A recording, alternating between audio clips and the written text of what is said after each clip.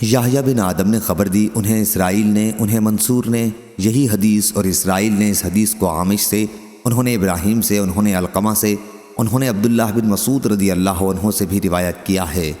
اور یحییٰ بن آدم کے ساتھ اس حدیث کو اسود بن عامر نے اسرائیل سے روایت کیا، اور حفص بن غیاث اور ابو معاویہ اور سلیمان بن قرم نے عامش سے، انہوں نے ابراہیم سے، انہوں نے اسود سے روایت کیا۔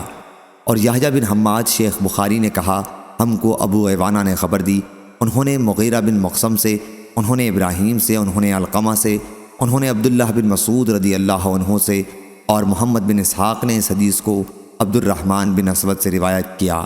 انہوں نے اپنے والد اسود سے، انہوں نے عبداللہ بن مسعود رضی اللہ عنہ سے بیان کیا۔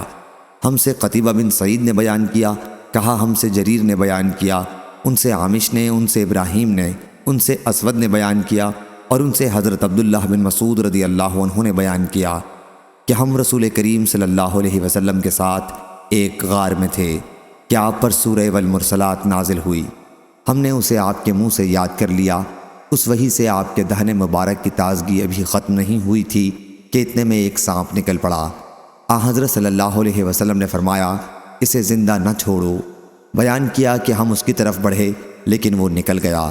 اس پر حضرت صلی اللہ علیہ وسلم نے فرمایا کہ تم اس کے شر سے بچ گئے اور وہ تمہارے شر سے بچ گیا۔ صحیح بخاری حدیث نمبر 4931۔